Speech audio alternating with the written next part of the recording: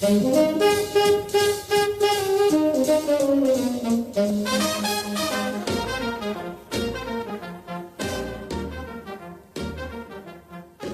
podcast is an invitation to feel and experience the souls of famous old Hollywood homes and to have an in-depth journey to the areas where they're located through interviews with longtime residents. Either you're a fan of old Hollywood in Los Angeles, planning to have a vacation, or, an even bigger step, considering a certain area for your future home. This is your opportunity to receive valuable information and insightful advice you won't find anywhere else. Hello, and welcome to my podcast. Are you in the mood for California? Today, we'll feel and experience mid-century modern architecture in Los Angeles, followed by an interview with lsantiman, who will share how she brings mid-century modern homes to life, stitch by stitch, using felt. And then I was like, I've got this felt. Why don't I recreate these houses, these ones that are made out of paper that otherwise they're going to get crunched up and disappear, and as paper does. Mhm. And so I made one, and it was so fun. I still have it. It's very simple. And then I was like, I'm going to make all of them. And there was a set of 5, and I made them all. And then I was like, well, we need some palm trees. And so I made some palm trees. And each time it felt like this wonderful puzzle where I was like, okay, how do I do it? And because I'm obviously just making my own patterns. And every time I loved the design puzzle, of how to make that happen, how to make it look like it needs to look. And I would we also need a pool, obviously, palm springs. Yes. And we need some prickly pear cactus and some palm trees and some agave and some cactus and some little 1950s Cadillacs to go with this. That's right. and I would just keep going. And then I was like, I need to buy some more felt. Masha Korpacheva is a California-based realtor and a member of the National Association of Realtors in Los Angeles. She's an advocate for selling and buying homes with soul and practicing mindfulness in real estate. With master's degrees in spiritual psychology and linguistics, Masha brings all of her skills to work with her clients. An intuit and empath, she has touched many lives with her outstanding ability to see beyond the visible and helping to come to better understanding of issues and their resolutions. An adventurous world traveler, from climbing Mount Kilimanjaro in Tanzania to exploring the Galapagos Islands, Masha has a particular passion for the City of Angels. Having landed in this paradise and adopted it as her home, she's been sharing old Hollywood stories since 2007.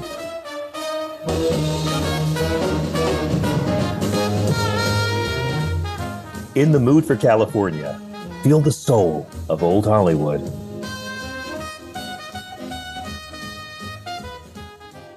And now, are you ready to experience mid-century modern architecture in Los Angeles? Los Angeles is a city of reinvention, a place where dreams take shape in various materials, including steel, glass, and concrete. It is no surprise, then, that it became the epicenter of mid-century modern architecture, a movement that reflected a new way of living, one that embraced openness, simplicity, and a connection to the natural world. After World War II, America was brimming with optimism. The war had ended, the economy was booming, and a new generation of architects was eager to break from tradition. In Los Angeles, the wide open landscape, abundant sunshine, and the growing middle class made it the perfect testing ground for a new vision of home design. Influenced by European modernists like Ludwig Mies van der Rohe and Le Corbusier, architects including Richard Neutra, Rudolf Schindler, and John Lautner created homes that were radical for their time, minimalists yet warm, innovative yet deeply human. At the heart of mid-century modern architecture is an emotional pull that goes beyond aesthetics. These homes were designed to bring the outside in, with floor-to-ceiling windows that blurred the line between nature and shelter. The classic post and beam construction eliminated the need for bulky walls, allowing for airy, open interiors based in natural light. The idea was simple but powerful: to live in harmony with one's surroundings rather than be confined by them.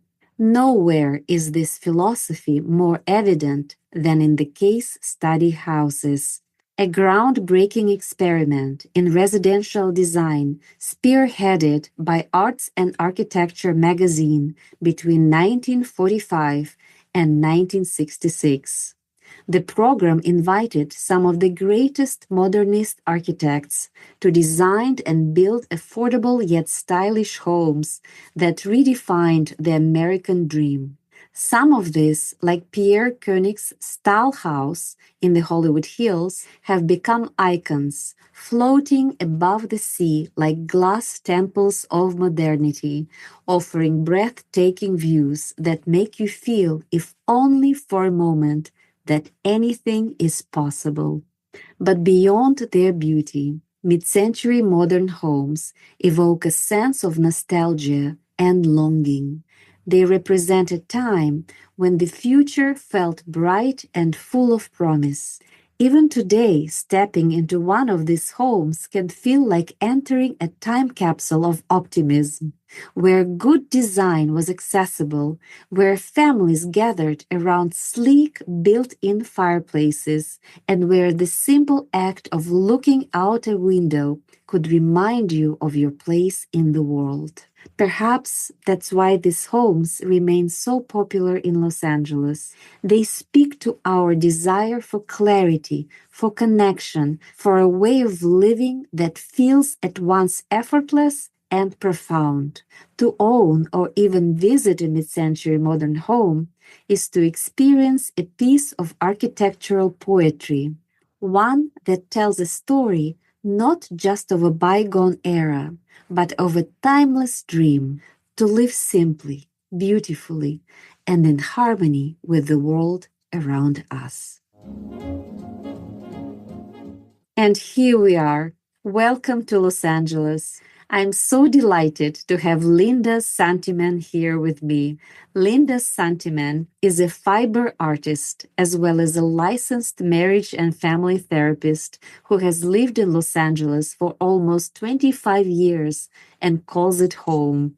Linda works with felt and embroidery and specializes in mid-century modern miniature house sculptures that make up the Linda Felt Village. She has had her work shown in galleries in Los Angeles and Palm Springs. She is currently working on sculptures that honor the architecture of Los Angeles. And today, Linda will share with us how she brings mid-century modern homes to life using the simplest materials, showing us how entire communities can be crafted from felt, thread, and imagination. Hello, Linda. Hello, how are you? I'm great. How are you? Oh, I've been looking forward to this. Thank you. Oh my God, me too. I think the art that you create is so very special. So I've been really looking forward to our conversation since the moment we met. So it will be very special today. Thank you so much. But before we get into that, I would like to ask you a question about our city, because Los Angeles is quite remarkable, and it is often seen as a place of reinvention, a city where people come to build their new identities and communities. How has living in Los Angeles, or maybe experiencing the city, influenced your artistic vision? You know, I fell in love with Los Angeles. I moved here in 2001, but just recently, because of the fires, because of those terrible wildfires, all I could think about, you know, as the news got out all over the world was, if you don't live in Los Angeles, you don't get it, right? Like Yes. there's this wonderful out of something that was so traumatic and so devastating, people didn't understand that it wasn't just a few rich celebrities with 5 homes, that they're only losing one. Like, it's once the fires broke out all over the different parts of the city, it just made me even more in love and proud of our city. And I wanted to say that first because that came up, just timeliness in terms of those fires, because I was like, I love this place. And then also, when everyone was coming together to help with each other after the fires and to understand what we've lost, just made me love it more. But to answer your question, one of the ways I fell in love with the city, it is a city that reinvents itself all the time. You use that word. And people talked about how this started with like the gold miners, right? Coming to mine the gold. And there's a metaphor in that in terms of a dream, right? Like, people come here with a dream and a way to want to expand and create. And I feel like that we're looking for gold and we want to create a village that wasn't here to begin with. It still happens. And one of the things I was amazed about is the way people, if you see something that doesn't exist yet, you create it. Like, that's what happens here. And so, for instance, people think, oh, it's just maybe the movie stars who are, doing plays or doing art, or no. I mean, that's all there. But there's also just these communities that are creating wildly interesting things all over the city. And one of the reasons I love this place is that I'm never going to know it all, because it's always changing and it's always new. And so with that, like, it sparks your own creativity. They're like, if there's something that doesn't exist in the world yet that you want to see, go create it. Go make it yourself. And you can probably find a community of people being like, yeah, I want to jump in on that.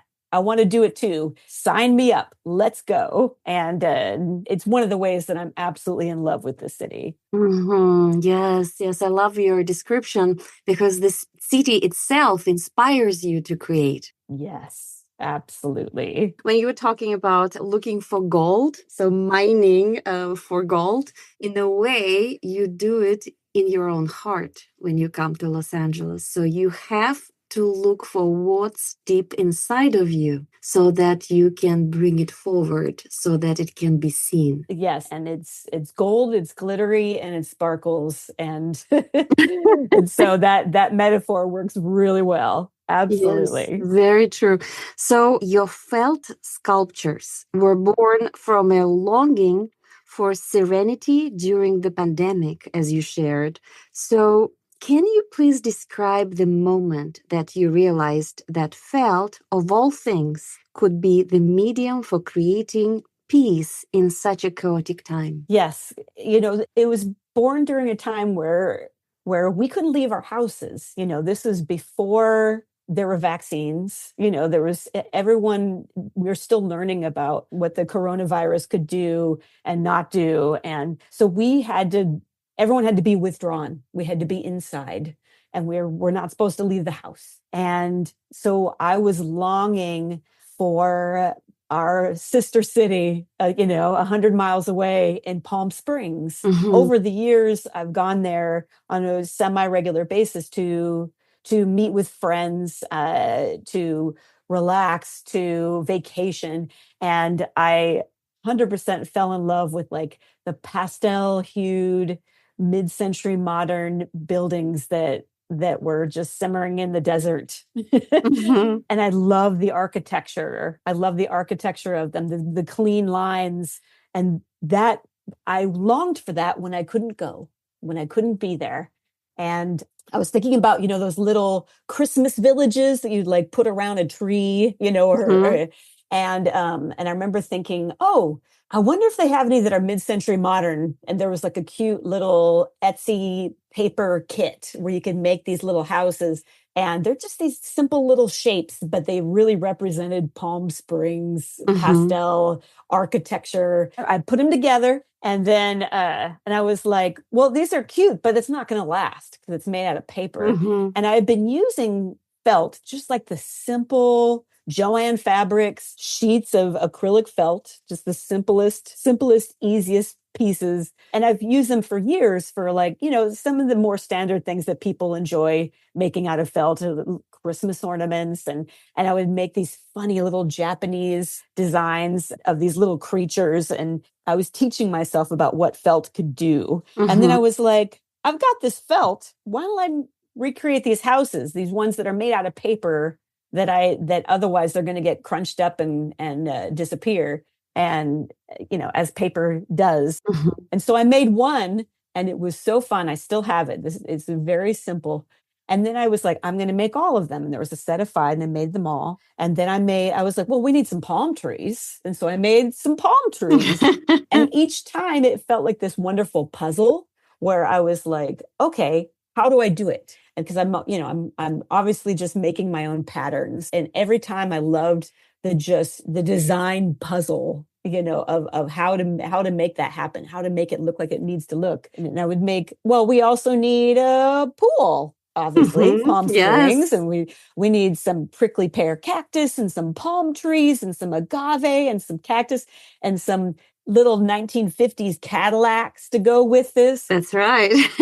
and I would just keep going. And then I was like, I need to buy some more felt. I would go back to Joann Fabrics and pick out all the cute colors and I kept making them. And it was so satisfying. And when you were talking about like, why felt, it's the high low in art. People have talked about, I was talking to someone who's writing their dissertation about Spanish art. And but we're talking about high low, right? Because there's the high is the gallery, right? Like as the art is, this is art, like that higher level. And the low is oftentimes, we think of like craft. We think of inexpensive materials. We think of simple, lowly materials. And it made me think about how when they design those houses in the desert, it starts out with a plot of dusty land and some concrete and some wood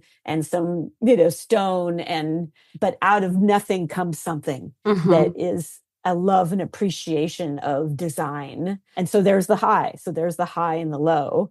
And so the idea of making something out of felt, no one's doing this, like I looked around and no one's making mid-century modern houses out of felt. Right.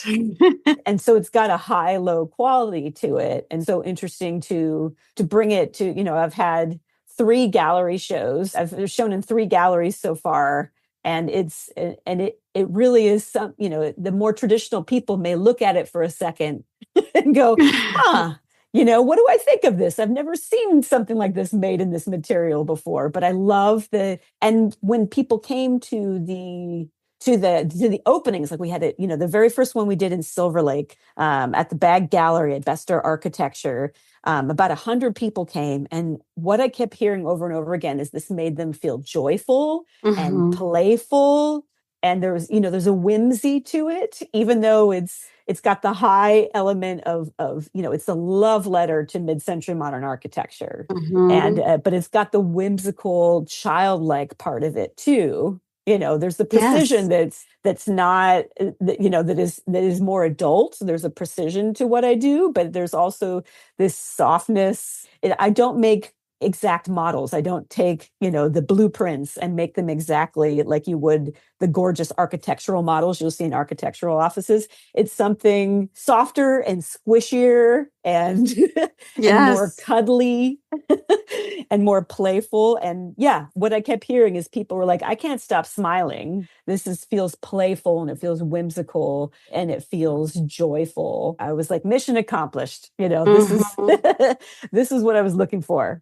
Very interesting. So your felt homes, they're more emotional in a way, right? They're sort of like dreamlike versions of reality. Would you say so? Absolutely.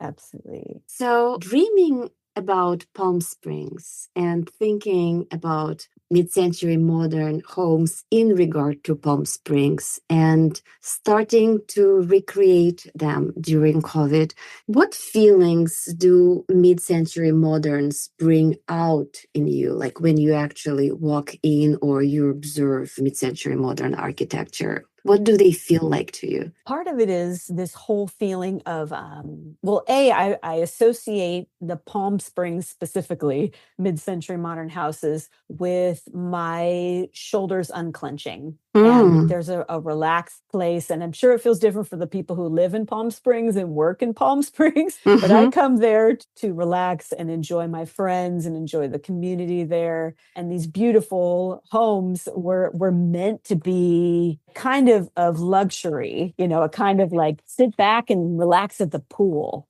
Like, yes, the luxury of relaxation. Yes. And then the design, what else it makes me feel is like the people who decided to work in this way, the architects who decided, let's make clean lines, but there's always some whimsy to it. There's always there's like beautiful, mid-century modern clean lines, but there was these colors and these that had its own playfulness and its own sense of humor and its own kitsch. They could get really kitschy. I think of like the artist Shag and the groovy 1960s work that he uses to honor mid-century modern design. So some of it is super kitschy, tiki, groovy, and so I've always loved that as well. And so it's the feeling of playfulness, of relaxation, and honoring towards the artists who did the actual architecture and trying new shapes and new angles and new designs. So those are the feelings that come to mind. Very beautiful description of how you feel about mid-century modern homes. And also they probably evoke optimism and possibility in some way. Yes, absolutely. Absolutely. Wow, this is so special. And then the architects who created mid-century modern homes, they were the pioneers in what they were doing. And in some way, you are also a pioneer with felt homes. Thank you so much. I don't think anyone's ever put it that way before. And I love that. I love that. This is what it looks like to me, like the way you're describing it, like with the clean lines and colors, and you embrace it more emotionally in your own way through this very unique material to be used for recreating mid-century modern architecture. Absolutely. There's another feeling that I'd love to talk about too, and that's it's the actual while I'm making it. It's very meditative. It starts with, what am I going to make? And that's always just the fun, almost let my childlike, playful brain go, I can make anything I want. What do I want to make? And from there, I'm like, okay, I decided on one. How do I do it? And it can be trial and error. Sometimes I'm like, nope, that didn't work. Let me try something else, especially if it's angles that I haven't usually worked with. Some of them are more standard, but some of them are like, ooh, how am I going to make that in miniature? And so there's the creative part of the design and the cutting out the shapes. But then once it gets time to actually construct them, it is a bunch of very tiny precision embroidery stitches.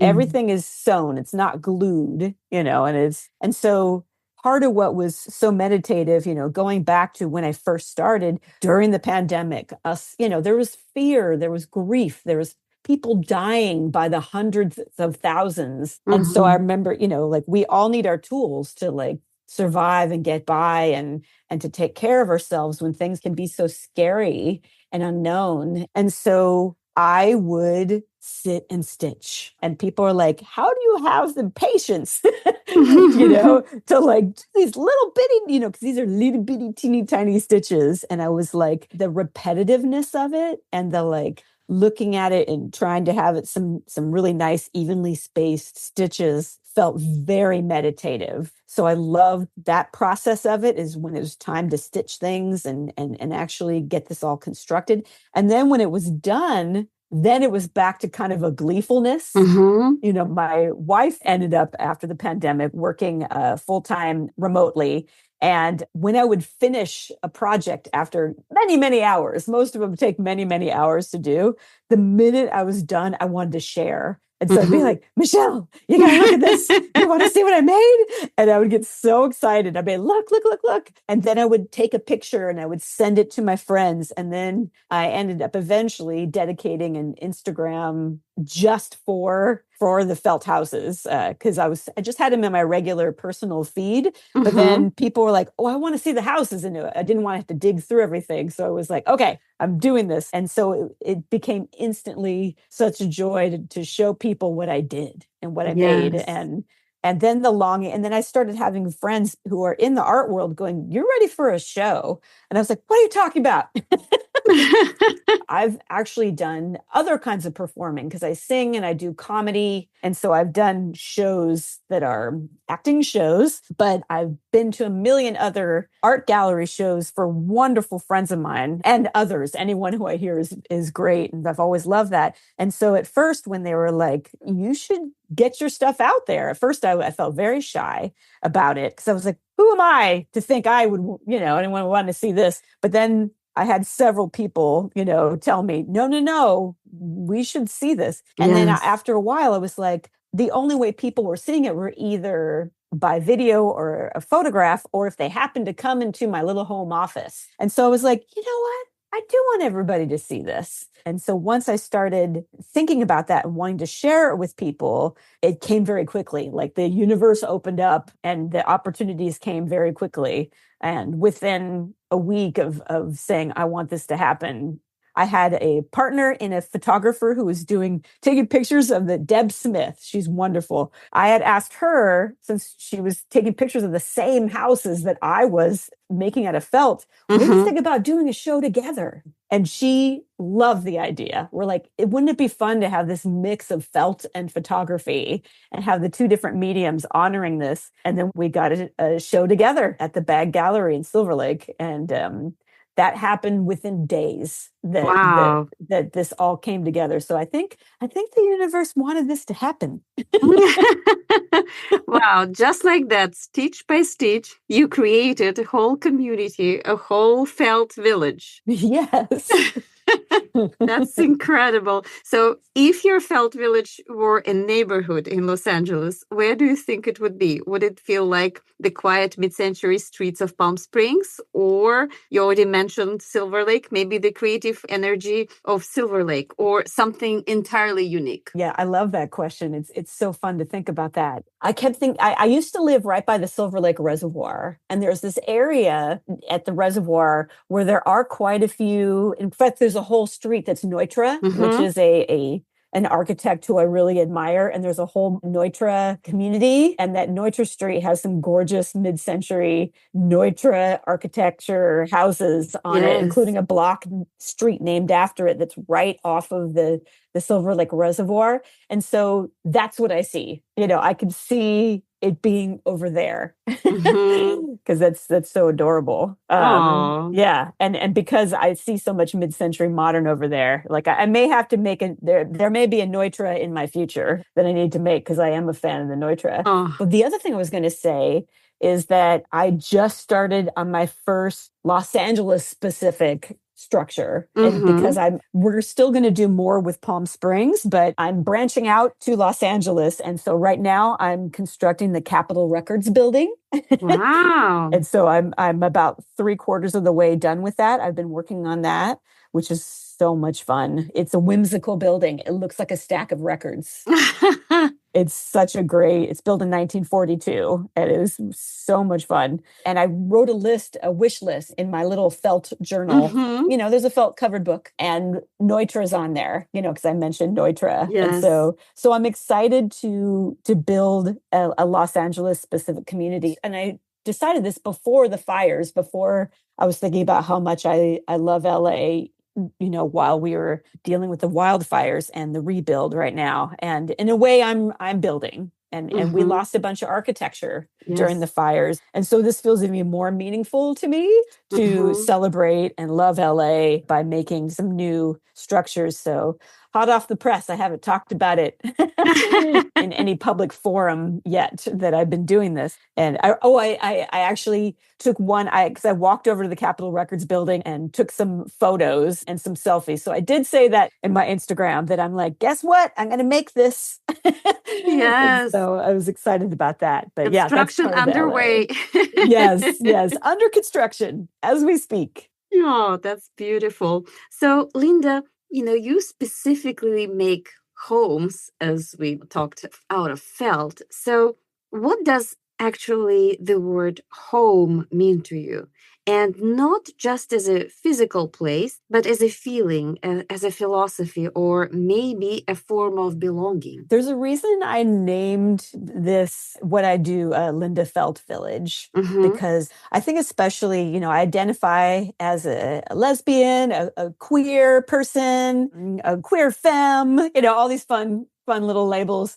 But there's a lot of chosen family and a chosen community that happens with that. Yes. I do have some beautiful bio family, but I've absolutely made a lot of chosen family. Mhm. So when I think of home, I think of community, and I think of a place where you can relax, be yourself, be creative.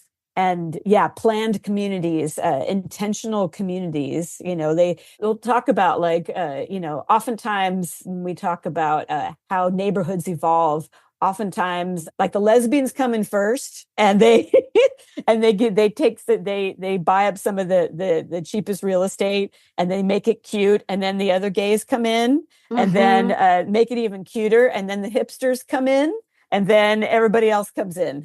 Yes, then it becomes not affordable.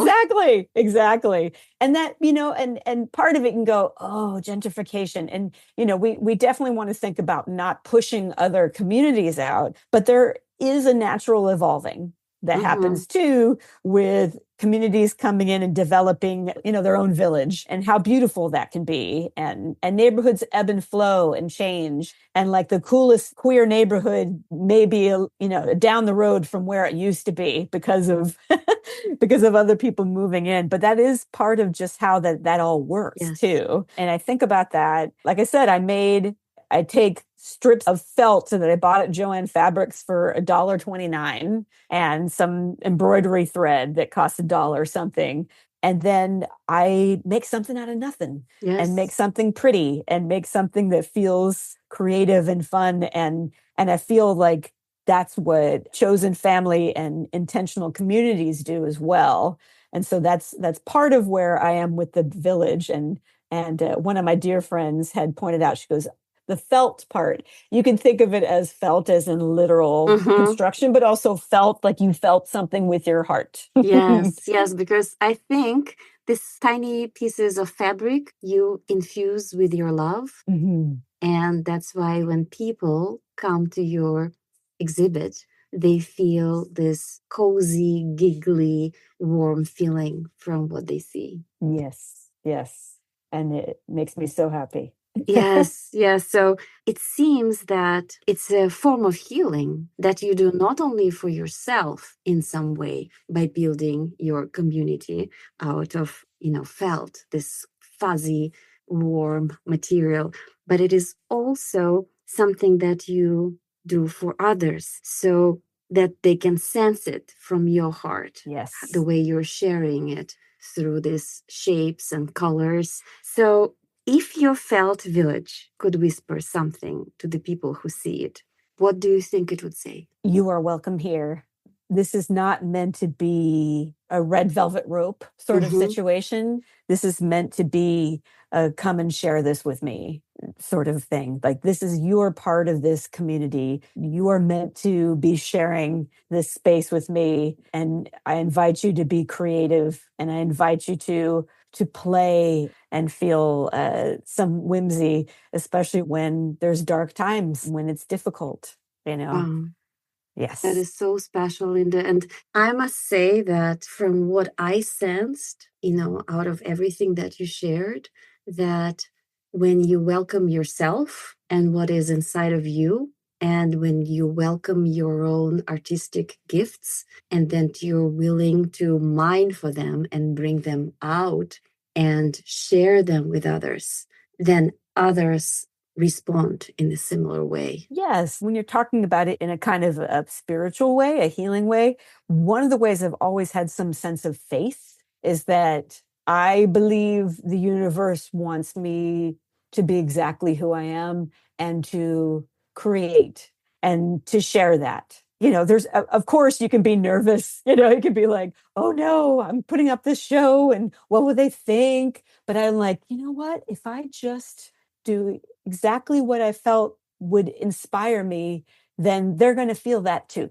Yes. They're going to feel the inspiration. They're going to feel welcome to be a part of it. And that's never steered me wrong. It's kind of the most clear faith I have is in, like, if I'm doing something I love and I feel passionate about it and I trust my own instincts about what I want to create, I'm not creating for anybody else, then people will appreciate that. Just the way that I remember thinking this when I'd written a glam rock musical about female superheroes in the 90s in Seattle, and everybody wanted to be on board with this. And then I started to get nervous when it was time before opening night. And then what it made me think of, and this is the 1990s, and I was thinking about the musician PJ Harvey, who I think is brilliant, a wonderful musician, and so unique and so interesting. And I remember thinking, what if PJ Harvey was like, why would anyone want to hear this? Then I would have never heard her music. Yes, right?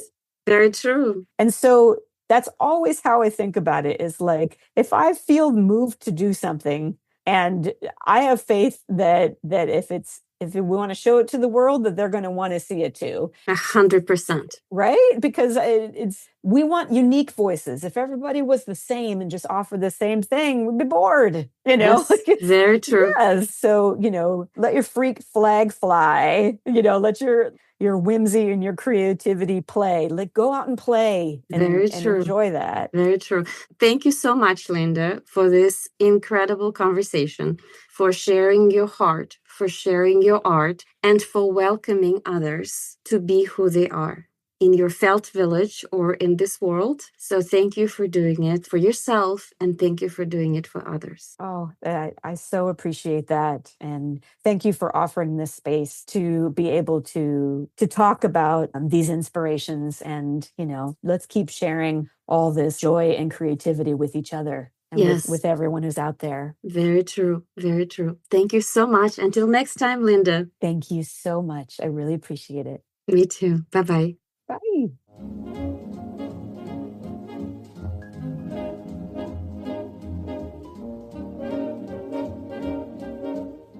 Thank you very much for tuning in to feel and experience mid-century modern magic in architecture and beyond with my special guest, Linda Santiman. If you enjoy my podcast, In the Mood for California, please sign up for future episodes at your preferred platform, and please leave your feedback. I really appreciate your time and support. You can follow me on Instagram at In the Mood for California, and check out my website www.inthemoodforcalifornia.com. Selling and buying homes with soul is not just my real estate strategy. It's an intuitive and holistic approach that embraces your values, aspirations, and conscious intentions. If you want to discover the power of mindfulness in your real estate journey with my compassionate guidance, I'm here for you. Next time, we'll have a poignant conversation with a resident of Pacific Palisades who lost their home in the January fire.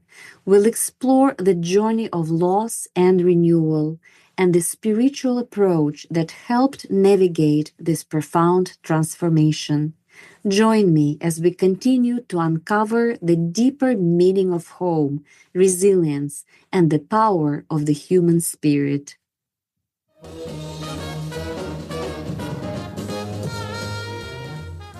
In the Mood for California. Feel the soul of Old Hollywood.